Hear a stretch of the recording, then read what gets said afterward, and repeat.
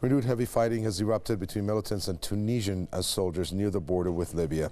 The Interior Ministry says that at least 50 people, including 33 militants and 10 members of the security forces, have been killed when army and police barracks came under attack in Ben Guerdan. At least 7 civilians, including a 12-year-old boy, were also killed in the violence. Tunisian President Beji said Essebsi has condemned the attack, calling it an unprecedented and coordinated assault. Tunisia has built a barrier along half of its border with Libya to block the infiltration of militants. Troops have been on alert in the area following reports that militants had entered Tunisia following U.S. airstrikes on a Daesh training camp in Libya.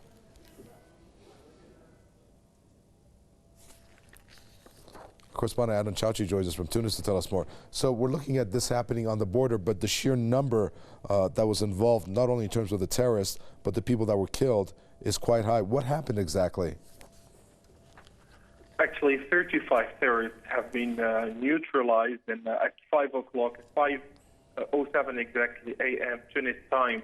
A group of terrorists attacked at the same time, 3 simultaneous attacks on the military barrack, the main military base in Ben Guerdan, the National Guard base in Ben Guerdan, and also the main police station in the region. So 3 simultaneous attacks, and the security forces and the army units and soldiers responded with fire on terrorists. And at the same time, a group of terrorists also killed officers at home. One of them was the head of the National Guard unit, a brave Tunisian soldier who was killed at home. They knew that he was at home, so they targeted him at home. The same thing happened with a group of officers who were killed even before, when they were heading to their bases and to their headquarters. So the terrorists had exact and precise information about when and where officers would be located. It's very important to say that Tunisians in Ben Guerdan, people of the city of Ben Guerdan, have shown very good. They have responded in a very good way because they have helped the security forces and they have shown to security forces where terrorists were hiding. Actually, 10 terrorists, after officers neutralized about 21 to 22, 10 terrorists hid in a house which belongs to one of the families of the terrorists, and one of them. They started targeting security forces, thinking that officers would target them inside the house, and they wanted to explode themselves. But thank God that the security forces and the army shelled the house and neutralized the 10 remaining terrorists.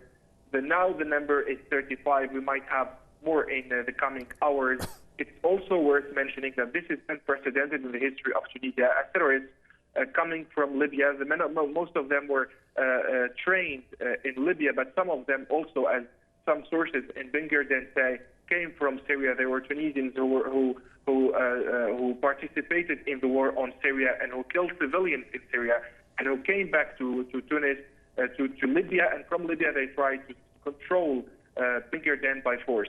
This is unprecedented, and the President of the Republic has called for unity, has called for solidarity, and it's very important to say that the people of Ben Guerdan and Tunisians in general do not accept this ideology, this Tahrir ideology, and the ideology which could pave the ground for terrorists to control the area. It's clear that they are rejected by the people, right, and that the brave soldiers and army and security forces will neutralize the remaining cells in the coming hours.